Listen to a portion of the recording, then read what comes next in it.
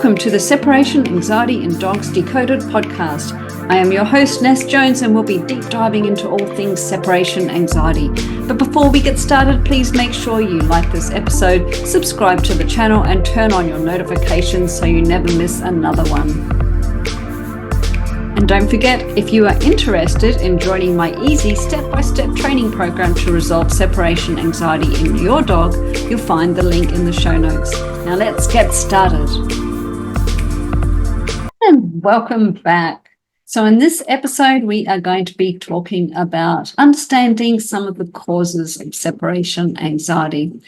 Now, it's always good if we can identify the cause of the anxiety, but it doesn't necessarily mean that we will be able to, and sometimes it doesn't make a lot of difference in terms of how we structure the training process. But it's always good to have the information if we can. It just is important to note that sometimes we may never know.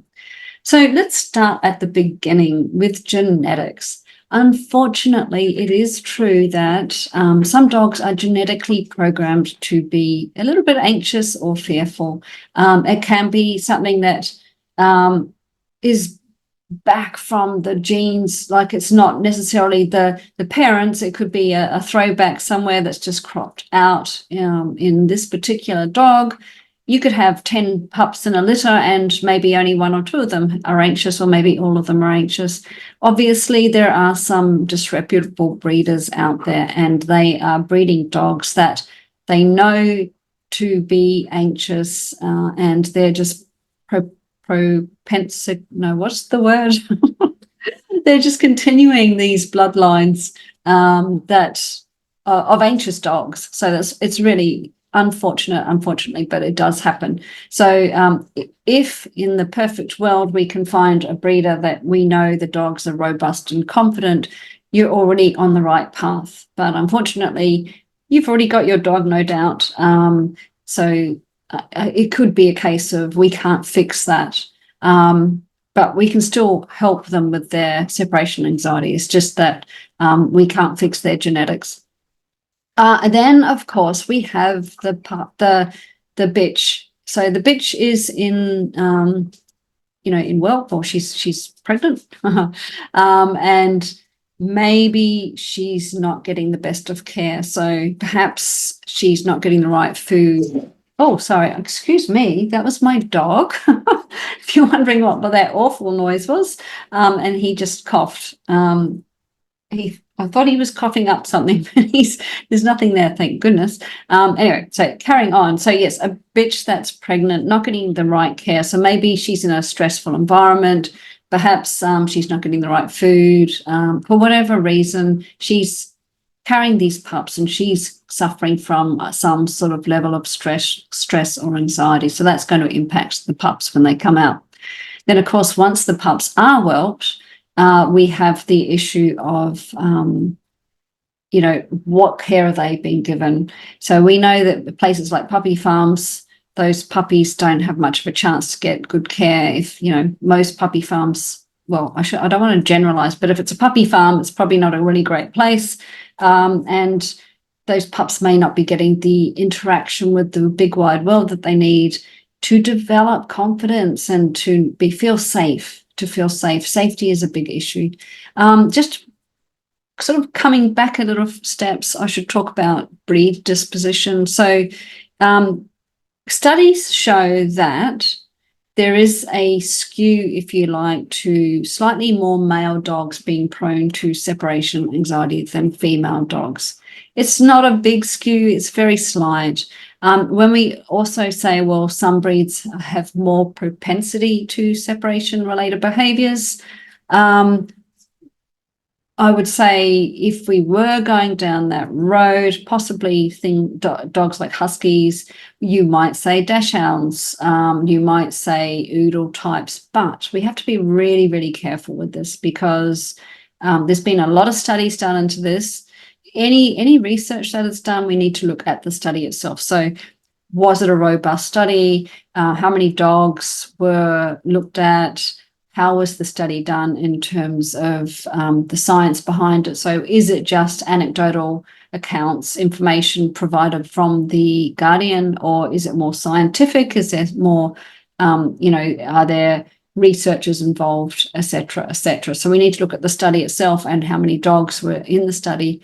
But in general, most of the studies, they don't really, they're all over the place in terms of what the outcomes were. So it's difficult to say this particular breed is more likely to get separation anxiety than another one, because they all say different things. They're not exactly the same, so they're not uniform. Also, if you look at, say, for example, Australia, where I am, oodle type dogs are very, very popular. So we've got Labradoodles, Cavapoos, Groodles. We call them Groodles. I know in the US they're called Golden Doodles. All the poodle type mixes, we've got a lot of them here. So their breed popularity, does that skew the results? Is it really that there's more oodles getting separation related behavior issues, or is it just that there's more of those types of dogs here in Australia? So we have to be careful about labeling dogs and saying, well, that dog's more likely to get it. That breed's more likely to get it, because how robust are the studies that we're looking at, and how popular is the breed in that particular region. So there's that. Then we're talking about the puppy's early environment, as I've already mentioned. So is it a nice, calm environment? Are the dogs getting proper upbringing, not just from the mother, but from the human caregiver? So when we have a puppy, right from the get-go, it's called socialization, but it's really just giving them exposure to the world, to life, in a way that they feel safe and not overwhelmed and not scared. And there's a study by Sargisson, I think it was 2014, and he talks about dogs that are given the proper socialization between 5 months and 10 months, and that socialization, again, it's not taking your dog down to the dog park and letting them run around with a whole pack of other dogs.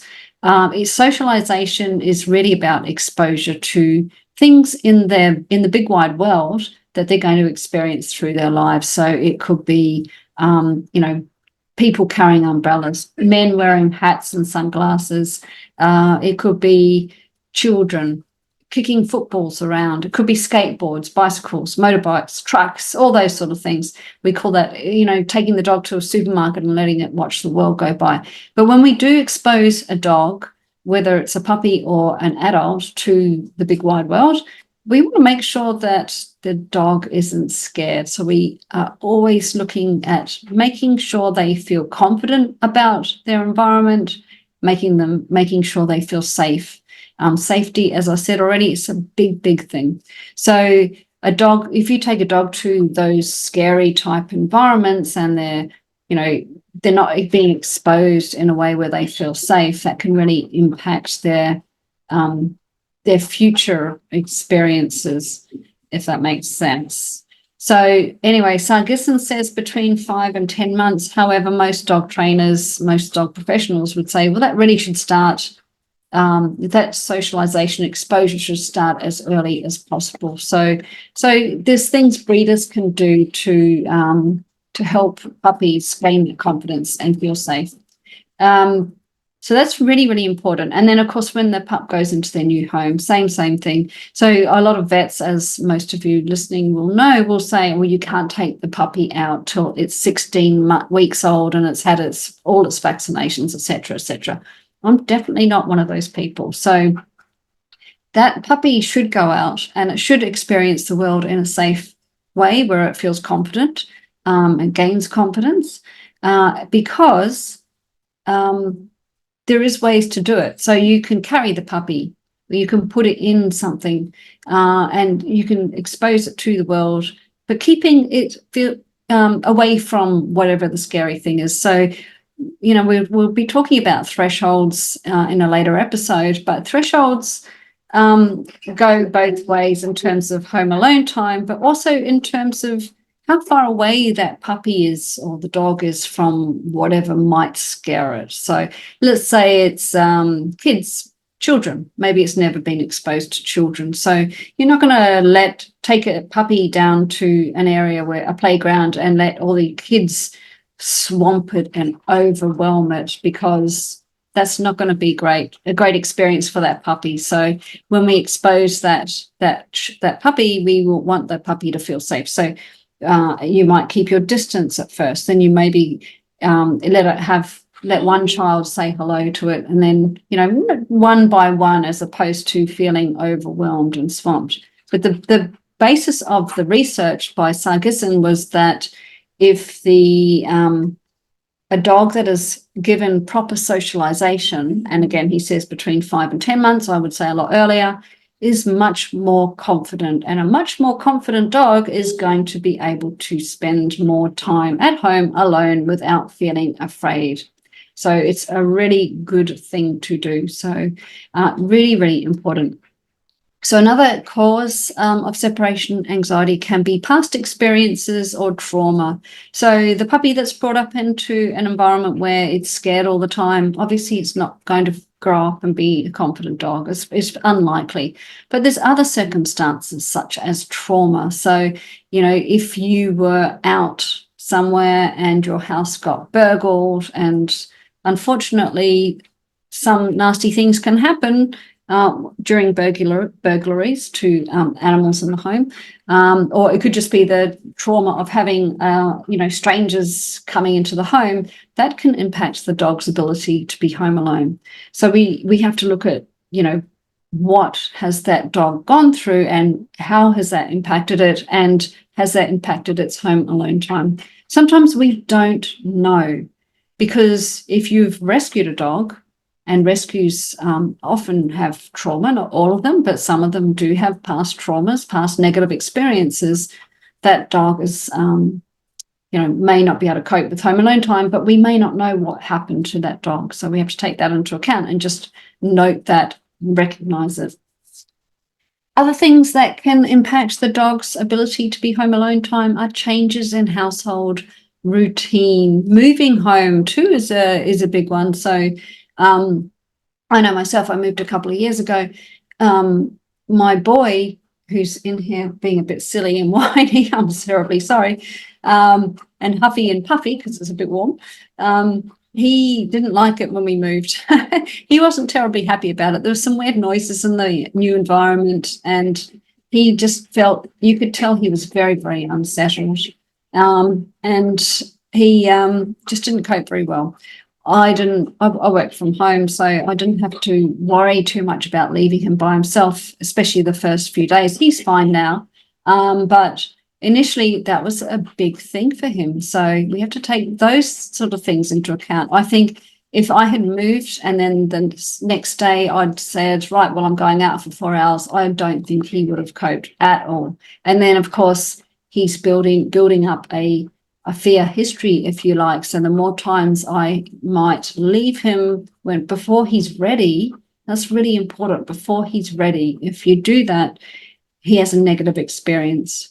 And then maybe I do it again, he has another negative experience and another negative experience. And so therefore he comes to expect that every time I walk out the door, he's going to have a negative experience.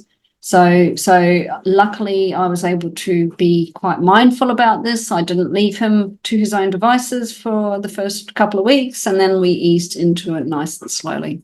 So moving can be a really big one for a dog. And so he didn't have separation anxiety in the other house, but when we moved, I could see he wasn't happy. So even a dog that's fine pre-move, when you move, it can impact them. So we just have to be aware of that and deal with it accordingly. And if you think about a dog, for example, that perhaps lives in the city, maybe lives in an apartment, and then perhaps they move to the suburbs or they move to a more rural area, there's so many different noises, so many different things going on that could make it harder for the dog, just the newness of it all. And vice versa, you take a dog out of the country and you move it into the city where all the sounds and the smells and the sights can be quite overwhelming for a dog as well. So we do need to keep that into account. take that into account. Sorry. Other things, so maybe there's a death in the family, whether it's a human companion or another animal companion can impact a dog. And also people coming into the home. So, and maybe it's a new relationship or a new person coming to live in the home can impact them. There's so many different things that we need to be aware of and just, take note of it.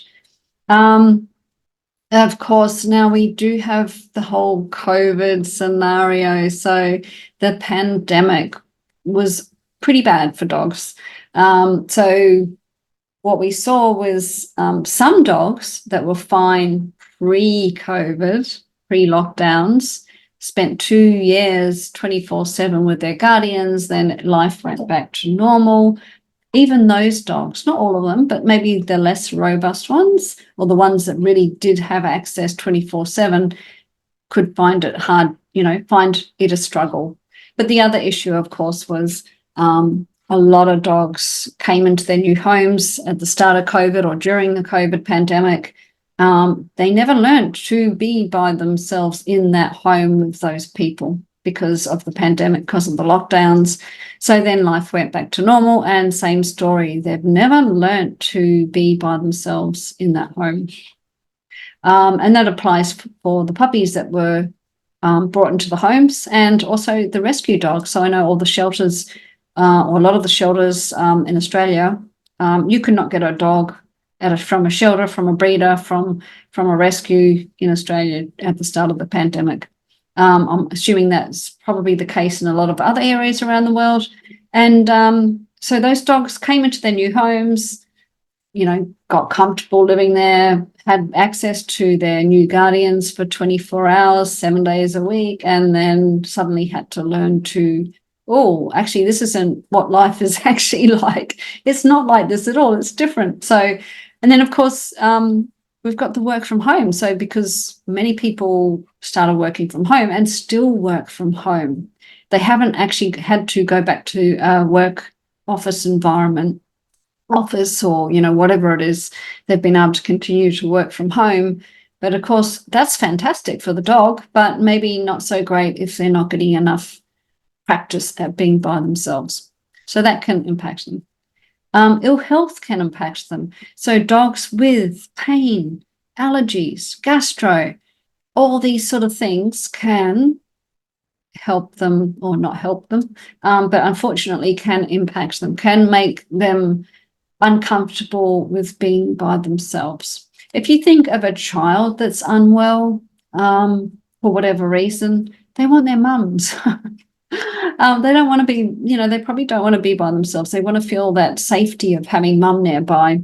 And so if a dog is suffering from ill health, it's not really out of, a shocker. It's not really shocking that they don't want to be by themselves, that they feel that they need to have someone with them. So that's why vet checks are very, very important. We need to know what's going on. I've had several clients that their dogs have had seasonal allergies, and maybe they've been on a pretty good time in terms of their training. And as soon as those allergies have hit, the dog has gone backwards, and we've had to either put the training on hold until we got on top of the allergies or just do really, really easy training plans for that dog. So it does make a big difference. And like I said, gastro issues and pain, arthritis issues or other types of pain. So vet checks are very, very important. Then you've got the cognitive decline. So older dogs, maybe they're going senile. But not just that, perhaps an older dog might be going blind or deaf. Sometimes lack of hearing in an older dog isn't actually a bad thing, or maybe even a little bit of loss of sight. And that sounds terrible, but I just mean that in the sense of if they're reactive to outside noises, external noises, or things moving in the street and they can't see or hear those things anymore, perhaps they're going to be less likely to be impacted. But I mean, obviously we don't want to see our dogs with loss of hearing or loss of sight. So, but it's good to recognize that it is there, if it is there, and act accordingly. Yes, there's ways of training around that too. And cognitive decline, obviously, something to see your vet about, very important. Young dogs, teenage dogs often struggle a lot more with home alone time, maybe because, especially if they've gone through the COVID lockdowns, perhaps they have never learned to be by themselves. Or if they're teenagers, lots of energy, don't know what to do with it. Maybe they're not getting their needs met in terms of exercise and enrichment, and so they act out. With them, there's often an element of frustration / FOMO, fear of missing out, as opposed to it being based on anxiety. But of course, we have to look at the dog in front of us. We need to, maybe that dog is anxious, or maybe it's frustration / FOMO. So it depends on that particular dog. And rescues, of course, I mentioned rescues, but rescues, sometimes we don't know what they've been through. Sometimes, in terms of trauma, sometimes we, maybe we're their second, third, fourth, fifth home. Who knows? We don't know how many homes they've been through. For the dog that's been rehomed over and over and over again, or even just going from their home to the kennels to a foster home to your home, that's a lot. That's a lot. And wondering, is this the place I live now? Is this where I stay now? You can understand why they might get clingy and upset about being left by themselves. So they're the main causes of separation anxiety to think about, and maybe wonder whether your dog is one of those dogs. Studies vary, but they say that separation anxiety can impact, let's say, between 20 and 40% of dogs. I have seen up to 60%. Not sure about that. Maybe we could put that under the separation-related behaviors as opposed to anxiety. Separation-related behaviors being things that dogs do that show that, that things that dogs do when we go out, but it may not be based on anxiety. So, for example, the teenage dog that eats the couch because they've got lots of energy and they don't know what to do with it. But so, yeah, it's always helpful to have an idea of why the dog is doing something, especially if it's a sudden onset. Like if there's been a death in the family, whether it's human or canine or another animal, and suddenly we see this behavior, then we can say, right, what can we do? Is the dog going through a grieving process?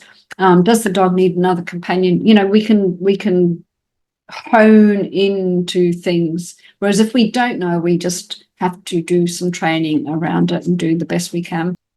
But that's it from me for now. Our next episode, we will be talking about thresholds and getting a little bit more detailed on what they are and how we address them in our separation anxiety training. You have been listening to Ness Jones on the Separation Anxiety in Dogs Decoded podcast. Don't forget to check out the show notes to learn more about my programs and how I can help you with tailored training. Until next time.